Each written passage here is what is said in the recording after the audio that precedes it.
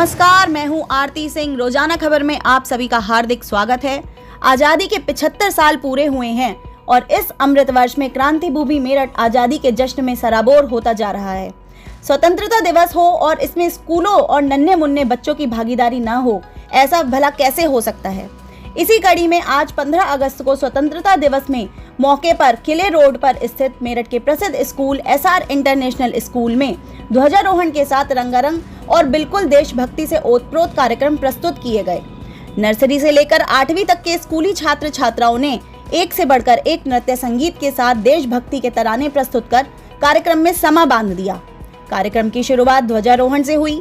मुख्य अतिथि किले परीक्षितगढ़ के चेयरमैन अमित मोहन गुप्ता, स्कूल के चेयरमैन गंभीर सिंह चौहान, विशिष्ट अतिथि मेरठ भाजपा उपाध्यक्ष रवीश अग्रवाल, एसजे ऑर्गेनिक्स की निदेशक Sana Khan, principal Shweta Chauhan, vice principal doctor Payal Agarwal, वरिष्ठ पत्रकार विभूति रस्तोगी ने संयुक्त रूप से देश की आन बान और शान के प्रतीक तिरंगा को फहराया।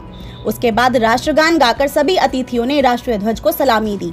स्कूली बच्चों ने अंग्रेजी हुकूमत के दौरान शहीद भगत सिंह, राजगुरु और सुखदेव की कुर्बानियों को दर्शाते हुए नाटक भी मंचन किया, जिसमें इंग्लैंड की संसद में बम विस्फोट को लेकर तीनों को फांसी पर चढ़ाए जाने के दृश्य को प्रस्तुत कर सभी को भावुक कर दिया। छोटे बच्चों से लेकर बड़े बच्चों ने एक से बढ़कर एक देशभक्ति से ओतप्रोत रंगारंग कार्यक्रम प्रस्तुत कर सभी को बेहद रोमांचित कर दिया। सभी अतिथियों ने स्कूली बच्चों को स्वतंत्रता दिवस की बधाई दी और कहा कि वाकई एसआर इंटरनेशनल स्कूल बच्चों के सर्वांगीण विकास पर पूरा ध्यान देता है। अतिथियों ने कहा कि एसआर इंटरनेशनल स्कूल पढ़ाई के साथ साथ बच्चों की अन्य गतिविधियों पर बारीकी से ध्यान देता है, जो वाकई बहुत अच्छी बात है। इसके लिए उन्होंने स्कूल की प्रिंसिपल श्वेता चौहान व vice principal doctor Payal Agarwal को बधाई भी दी। बच्चों के हौसला अफजाई के लिए सभी अतिथियों ने ग्रुप फोटो भी खिंचवाया। आइए सुनते हैं कि अतिथियों ने अपने अपने संबोधन में क्या कहा।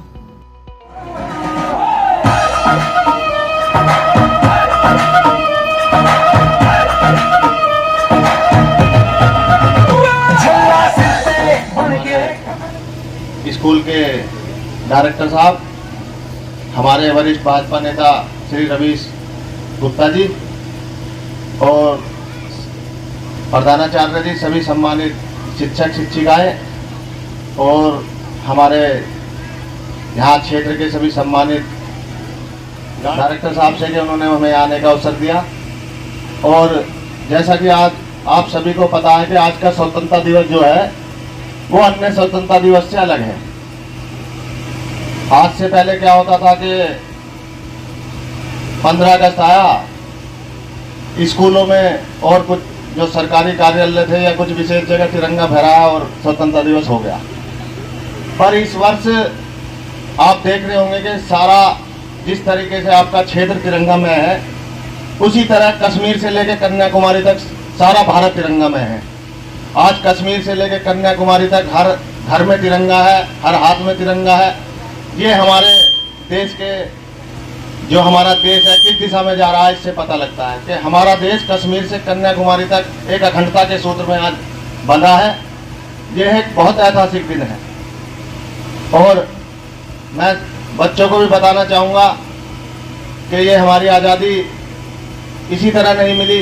इस आज़ादी के लिए ना जाने कितने पिताओं ने अपने जवान बेटे खोए, कितनी बहनों ने अपने भाई खोए, तब जाके हमें आज़ादी मिली।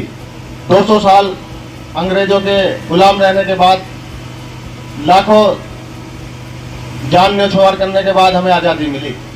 तो इस आज़ादी का हमें महत्व समझना चाहिए, क्योंकि नई पीढ़ी है, उसे आज़ादी के बारे में थोड़ी जानकारी कम है। तो वो भी हमें ही इन्हें बच्चों को देनी होगी कि किस तरह हमें आज़ादी मिली और किस तरह आज हमारे देश में आज़ादी के बाद भी अनेक संकट भी हैं। तो उन संकट को जो है हमारी युवा पीढ़ी को ही दूर करना है।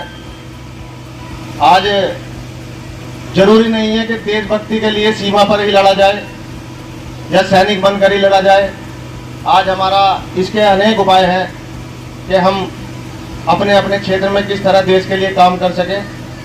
आप देखते होंगे स्वच्छ भारत मिशन, यानी कि अगर हम कहीं सफाई करते हैं, कहीं सफाई का कार्य करते हैं, वो भी देशभक्ति है।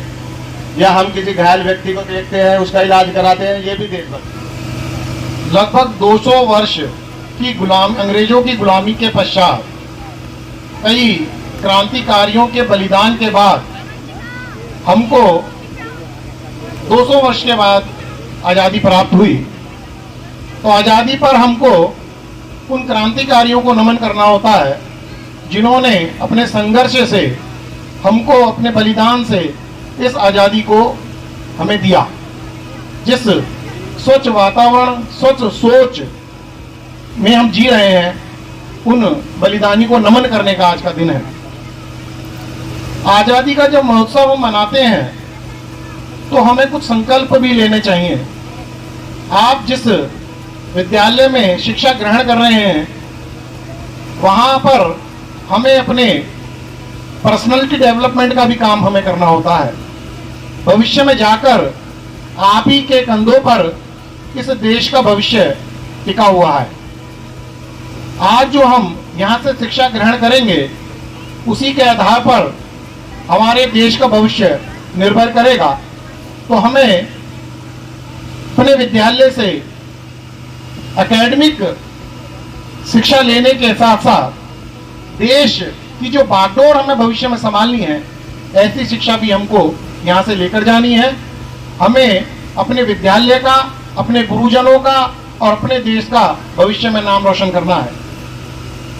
आज़ादी देश का पर्व हम मना रहे हैं, उसके साथ साथ हमको कुछ संकल्प भी लेने होते हैं।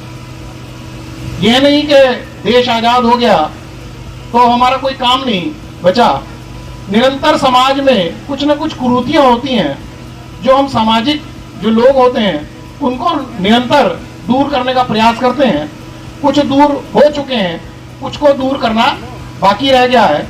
तो आज़ादी का जब हम महोत्सव मनाते हैं तो हमको यह संकल्प भी उस वर्ष लेना चाहिए कि इस आगामी वर्ष में हम कुछ ऐसा करें जो समाज में जो कुरीतियां व्याप्त हैं उसको दूर करने का भी हम प्रण लें, ताकि वह धीरे धीरे जो कुरीतियां हमारे समाज में व्याप्त हैं वो धीरे धीरे दूर हो जाएं। मैं सना खान हूँ, नगर निगम की ब्रांड एम्बेसडर हूँ स्वच्छ भारत मिशन की। बड़ा अच्छा लगा, बहुत अच्छी परफॉर्मेंस दी बच्चों ने। बहुत सारे पेरेंट्स बैठे हैं, मैं उनकी भी बहुत थैंकफुल हूँ कि वो लोग आए यहाँ पर। आज 75वां वर्ष है, हम लोग आज़ाद हो चुके हैं। आज़ादी हमें ब्रिटिशर्स से तो मिल गई है, लेकिन अपनी सोच में आज़ादी अभी तक हम लोग नहीं लाए हैं। तो मैं उस आज़ादी के लिए कहूँगी कि आप अपने बच्चों को पढ़ाएं, बच्चों को क्वालिटी एजुकेशन दें। और वो क्वालिटी एजुकेशन इसलिए ना हो कि बच्चा कहीं जॉब करे, कुछ नया करे। वो जो करना चाहता है, चाहे वो लड़की हो चाहे वो लड़का हो, आप उसे कराएं। आप ज़रूरी नहीं है कि आप उसे शहर में भेज के ही काम कराएं, आप अपने गांव में भी कराएं, उसे खेती में कराएं। जितना हमारा यूथ खेती में इंडल्ज होगा, उतना ही इनकम रिसोर्सेज बढ़ेंगी, उतनी ही हमारी देश की जीडीपी बढ़ेगी। तो आई वुड से कि आप लोग अपने बच्चों को क्वालिटी एजुकेशन दें, जिससे हम लोग एक नए लेवल की आज़ादी प्राप्त कर सकें।